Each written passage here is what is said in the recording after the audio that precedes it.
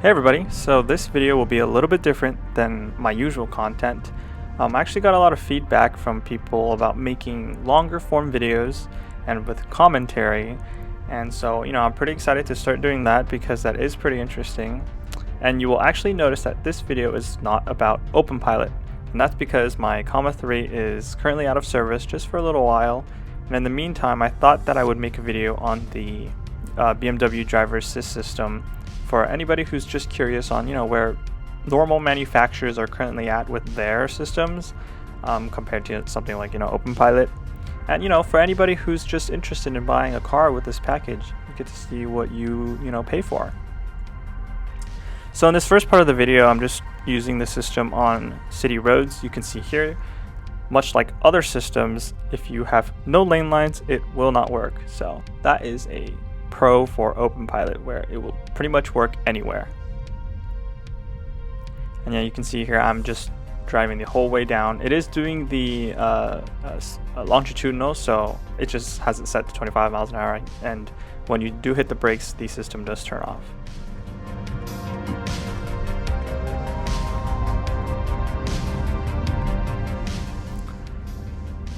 Now here I engaged the system again, and the interesting thing with this system is that it actually kind of takes a while to actually start doing the lane keep. And I don't know why, but you can see I enabled it already. You can see it knows that there's a lane, but the system's not actually active yet. And there it is. If you look under the speedometer, the lights just kicked on. And also it did just see the lead car, which was stopped, which is pretty impressive for a stock adaptive cruise.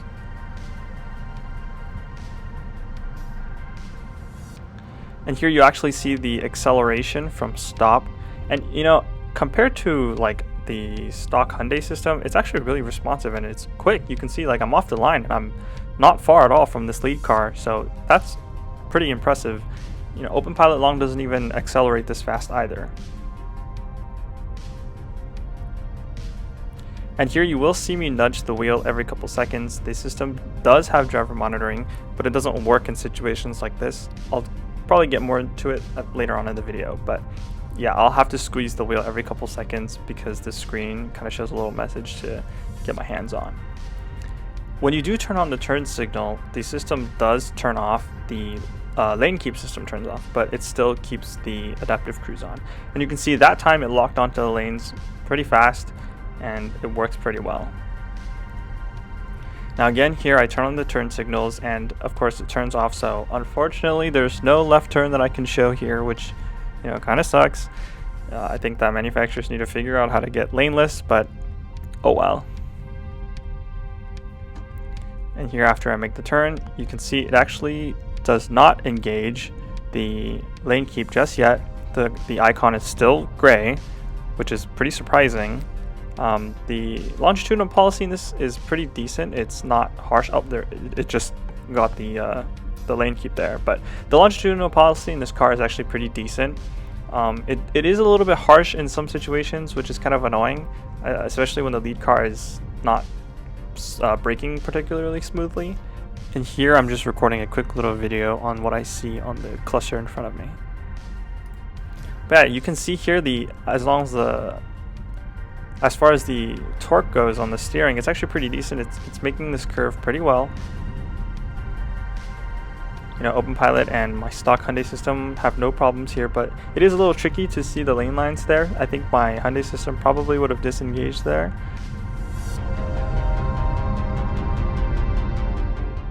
But yeah, you can see here it's pretty plain and basic. There's not really much going on. The lanes are pretty straight. The lead car is pretty far away. Here you can see we're braking.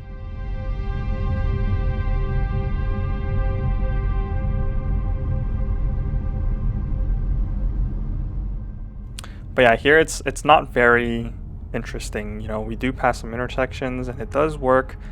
There are some issues with the system. It's not perfect, but I will get more into that as it comes up in the video. And it's pretty much just limitations of all of the stock manufacturers and their systems. But yeah, here you can see it's just straight. It works fine. I think this is just where the system shines the most, especially like on highways. When you have clear lane lines and you're just going straight, the system has absolutely no problem keeping up.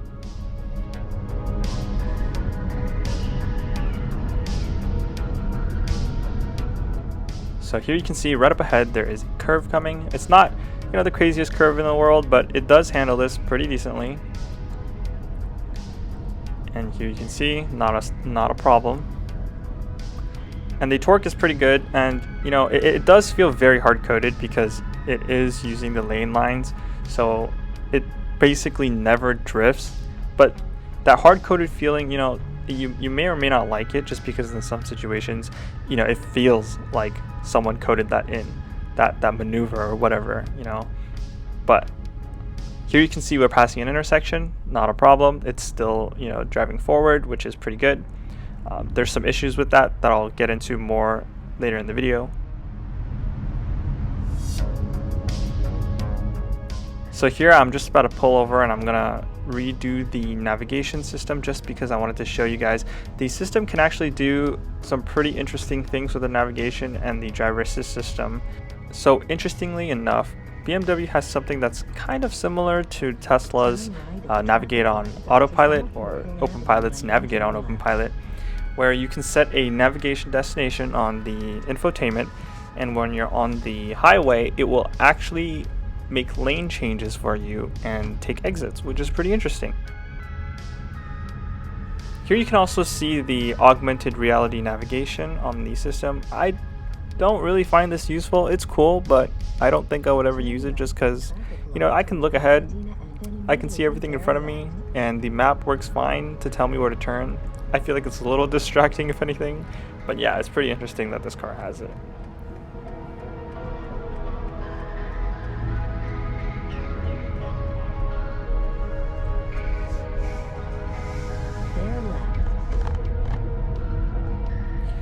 Now here I set and engage the system. It does accelerate pretty quickly, which is good. I have no problem getting up to highway speeds.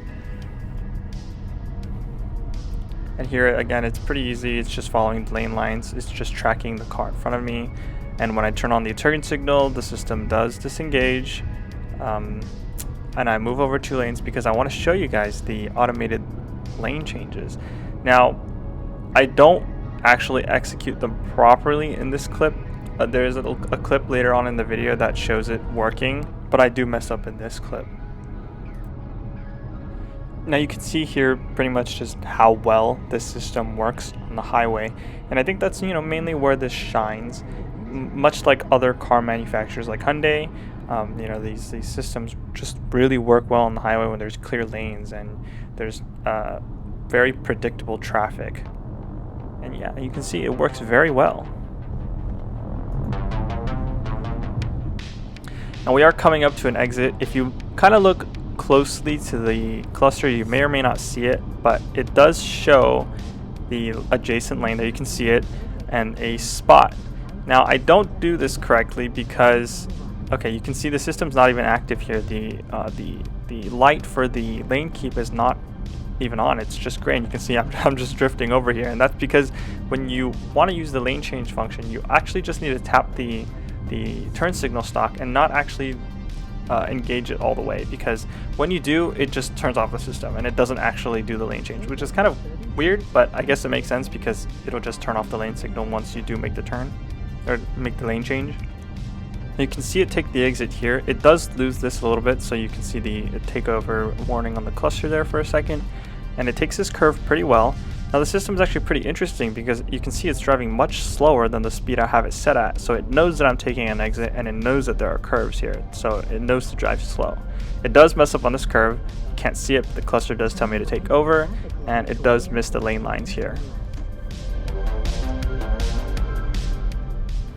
Now here we are going back onto the highway because I wanted to show you guys another function of this system, which is the Assisted Driving Plus function. And this system only works if you're going below 40 miles an hour, which kind of sucks. It's kind of like traffic jam assist, I think, for older BMWs. I'm not sure if that's what it's called, I think. But here you can see it does engage pretty quickly, even though it's a pretty wide lane.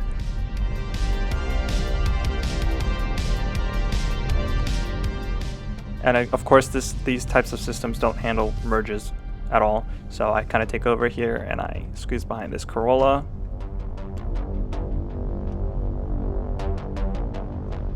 Now you'll see that on the cluster there are actually a series of IR lights, and I believe there's a camera somewhere that actually watches your face. I don't know if it does any specific eye tracking or it's just kind of posture, but if you are going under 40 miles an hour, the warning, the wheel nug warning actually turns off and you can go hands-free.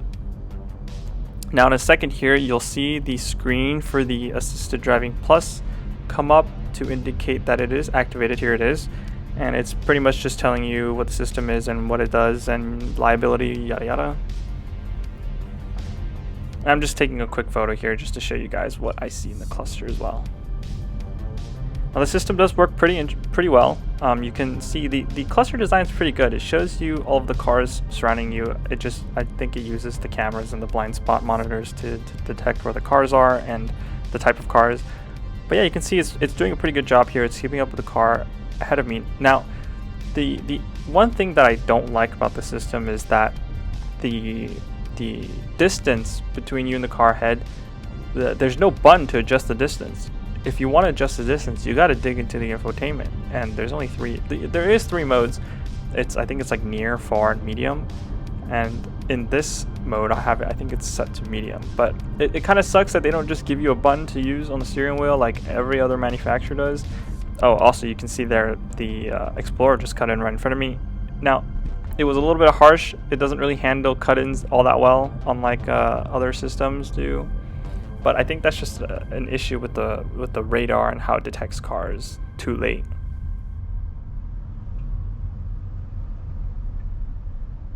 And we are stuck in traffic for a little bit here, so I'm just gonna speed this part up.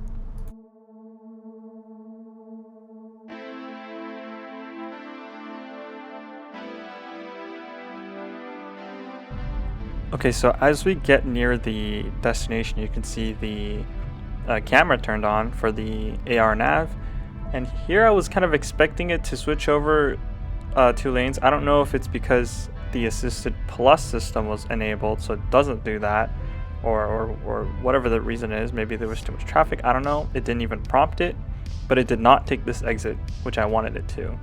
So you're going to see in a little bit that I take the next exit, and I'm going to just get back on the freeway again, where you can see there's pretty much no traffic on the other side, and I can show you guys the lane change feature properly this time.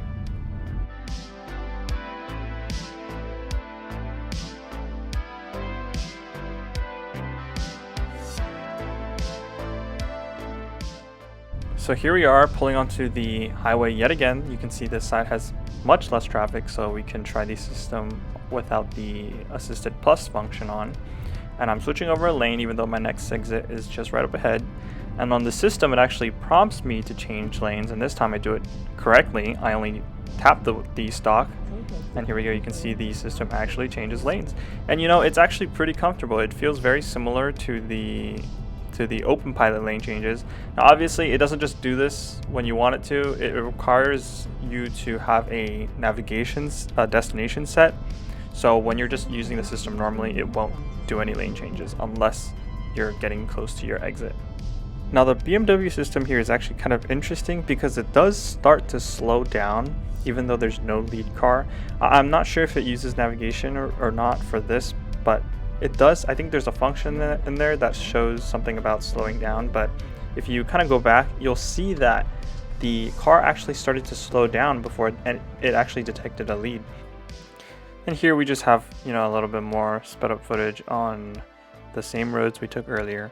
It's pretty good. Here when you have clear lane lines, you got a lead, everything's perfect. The system, it really shines here. It really works great here, and there's I personally have no complaints if I were using the system over openpilot. Now up ahead there is a curve here. If you've seen any of my past videos, you can see the lane lines kind of disappear, and I was expecting it to disengage and it didn't. It held that pretty well. It does here, there it is, but I'm surprised that it was actually able to do that for a little while and maintain the curve.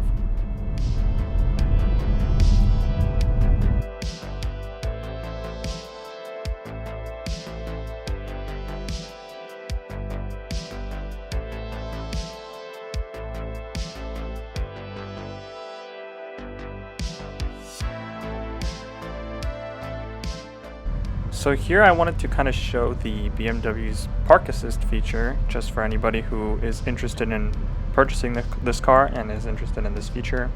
It's pretty much the same system that comes in a lot of other cars, where it uses radar and it uses other cars to determine where spots are. So it doesn't work if you only have lane lines, which kind of sucks for a premium car, but you know, it does work otherwise.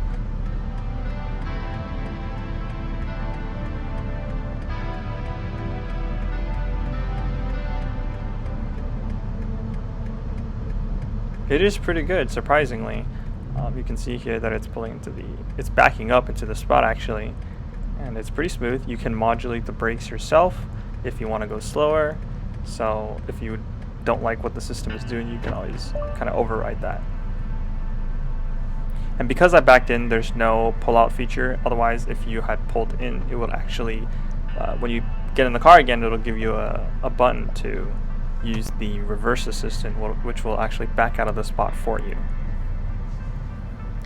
Now you can see here I'm just pulling it away, and I'm going to use a different system. This is the backup system, which records up to 164 feet of your driving, and you can see I'm activating it here. All you got to do, you put the car in reverse and then you accelerate as you want. So here you're completely controlling the gas and brake, but the steering will do its own thing. So here you can see it's pretty much just following exactly how I exited the parking spot. So I'm literally just pulling right back in exactly where I was, and it's pretty decent, you know. Yeah, here you can see we're just doing the same thing again. We're going through a overpass. It doesn't see the lanes yet, but now it does. And you know, again, it's pretty decent. It's good for what it is. It got a little close to the curb there. It does see the lead car ahead, so it starts to slow down. Now you can see here it actually showed the takeover warning, and I'm not quite sure why it does that, but every few intersections it actually pops that up. Now I don't know if it's just freaking out because, you know, there's a sudden loss in lane lines, but there have been intersections that were way bigger that didn't have lane lines, and it worked pretty well, so not quite sure why it does that. Now as we make this left turn, I really wish the system was active here, because this curve was always a struggle for openpilot in the beginning, but it doesn't quite latch on to the lane lines once we're actually straight. But it's hard because these two lanes actually merge into one, and you can see here it does finally turn on, which is a little bit too late for when I wanted it to, but once it does, it's pretty smooth. And you know, there's only one center line here, so it does work when there's only one line. Now here we have two, but it does occasionally work.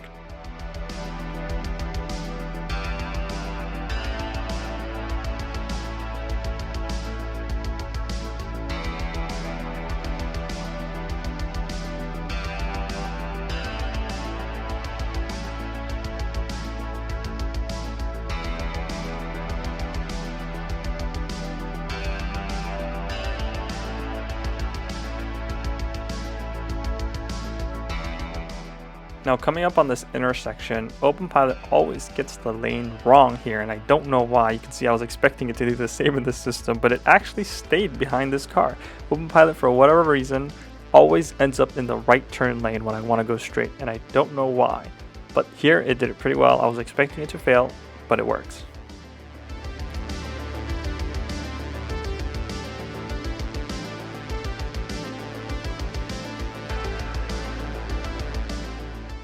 So here we are passing another intersection with no problem.